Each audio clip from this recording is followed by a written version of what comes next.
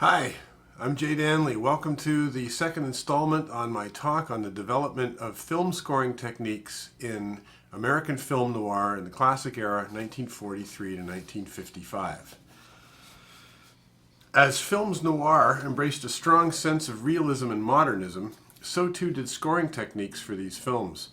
In order to best support these films that represented a challenge to the sanctity and security of home and family that had been reinforced in many pre-war Hollywood productions, the scores would emphasize these feelings of uncertainty and tension by defying the tonal tradition of classical Hollywood film scoring with its emphasis on melody and the dominance of a home tone.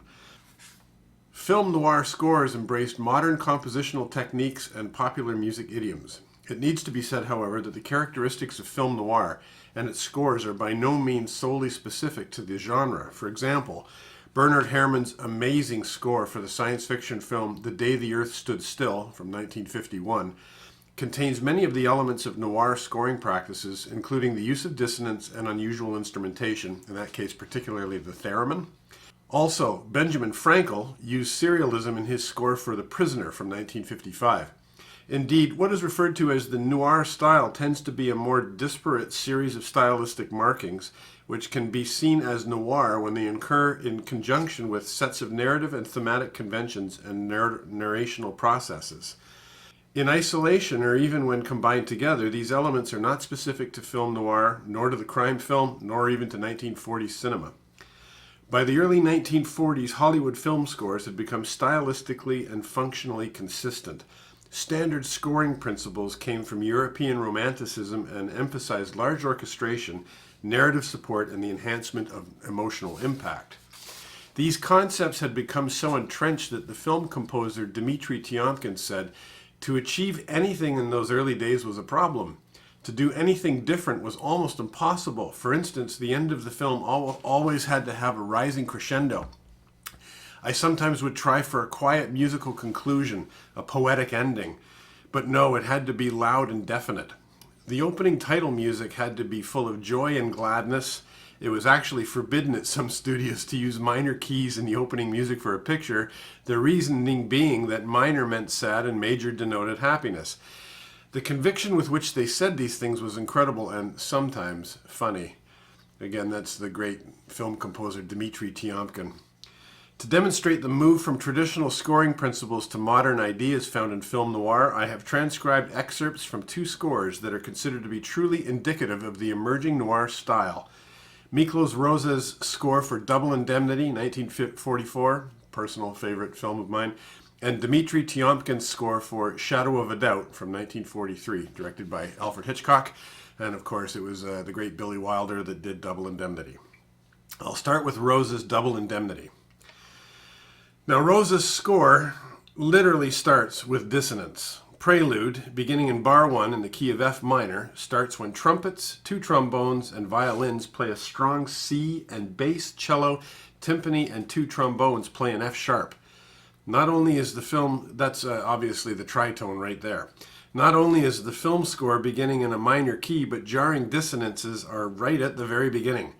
At bar 3, the main theme of the prelude begins, which seems to be melodic and representative of the traditional romantic style. Remember, that's where Rosa was really coming from, but the use of dissonances and the modernism was a new idea. But dissonant tensions are heard in bar 4, with a harmonic shift from F minor to E flat minor. The dissonance coming mainly in the semitones in the lower trombones, which move from F to G flat and C to D flat. The melodic aspects still carry elements of the older style in that there is no other major dissonances until bar 8. At bar 8, on the third beat of the bar, there is an E flat chord that has a low trumpet playing an E natural. The note is placed low in the chord as if it were a flattened second scale tone, in complete dissonance with the E flat being played on the bass and timpani. On bar 9, a low trombone plays a G flat over a bass and timpani playing an F, and a higher trombone reinforcing the F, being the tonic by playing a C, the perfect fifth. In bar 11, a trombone and cello play an E natural, while violins, viola, timpani, and bass play an E flat, and a higher register trombone plays a B flat, supporting the E flat as the tonic, that being the fifth. In bar 12, a trombone plays a G flat in what is otherwise an F minor chord. Bar 13 is an E flat chord with a trombone playing an E natural. Bar 14, a trombone plays a G flat over an F minor chord. Bar 15 contains an E flat minor chord with a trombone playing an A natural, the tritone of E flat. So as we can see, not to be redundant, but it is important to remember that all of these dissonances are taking place in an otherwise generally melodic piece of music. Rosa did not abandon tonality altogether. The overall melody of the prelude is really quite clear. This is evident in the change that takes place at bar 17, when the melody becomes quite lyrical until returning to the somber dissonances in bar 20. It is important to note that the timpani, playing throughout prelude in half-note pattern, is in support of the images of a man on crutches walking toward us. The timpani seems to be going in step with the man on the crutches. In bar 21 of the excerpts above, I move slightly ahead in Rosas Score to a musical cue called The Meeting.